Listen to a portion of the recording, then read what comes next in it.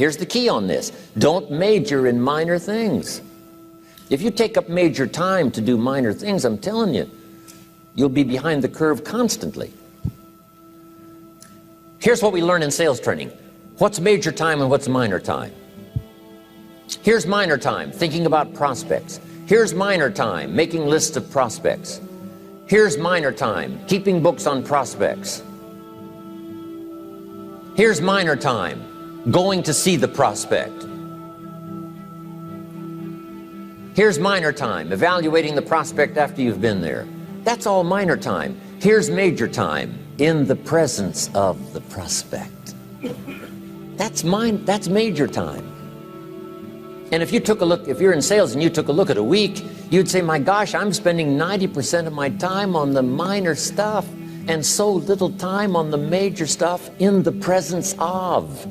How many hours in the presence of in my day? How many hours in the presence of during my sales week? Because the time that really counts is in the presence of the prospect. Majors and minors. Here's another key time management essential. Don't mistake movement for achievement. It's easy to get faked out by being busy. Guy comes home at night all exhausted, falls in the chair and says, oh, I've been going. Here's the big question. Doing what? It's not the going. Some people are going, and they're doing figure eights. I mean, their progress is small. So don't mistake movement for achievement. Here's another one in sales we learned. Don't mistake courtesy for consent. If somebody's pleasant and they nod, you say, oh, they're going to buy. No, they're courteous. You can't mistake courtesy for consent.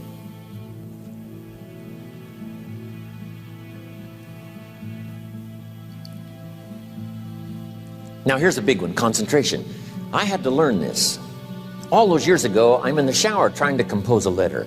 Found it turns out to be a strange letter. So here's what I learned to do. Save the work till you get to the office. Save the work till you get to the work. Don't try to get to the office on the way to work.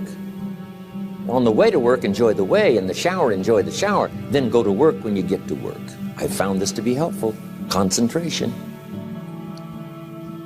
Here's another big one. Learn to say no. I'm telling you, in such a social society we have now, it's so easy to try to be a nice person, saying yes to everything. Find yourself overloaded. Now you got to call and make the, well, gosh, you know, all the time it takes to back out of something that you said yes to too quickly. Here's what might be better. I don't think so, but if that changes, I'll call you. Little things you can use not to overcommit yourself. My friend Ron Reynolds says, don't let your mouth overload your back. It's a good one. Now here's a big one on time management. When you work, work. When you play, play. Don't mix the two. Don't work at play. I used to take my family to the beach and I would bring my briefcase.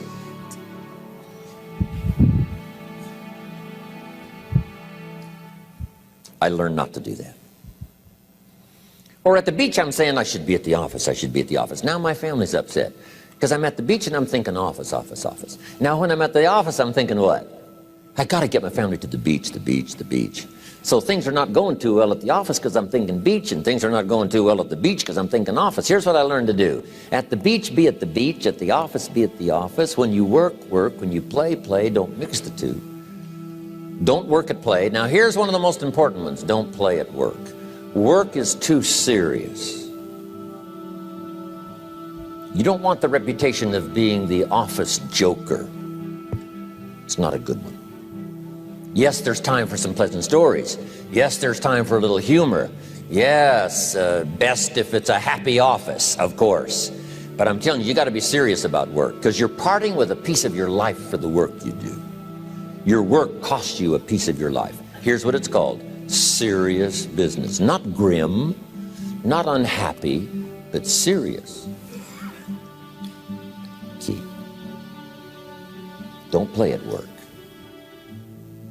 The old expression, I don't think we use it anymore, horse around at the office. Play around, play jokes, play tricks. No place, not at the workplace. At the beach, yes. At the bar, yes.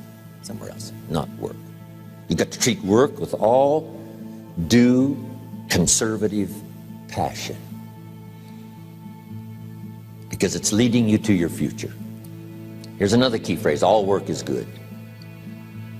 You may not like your job, but if it's the stepping stones to get you to where you want to go, you got to appreciate your job. You don't have to have a passion for your job.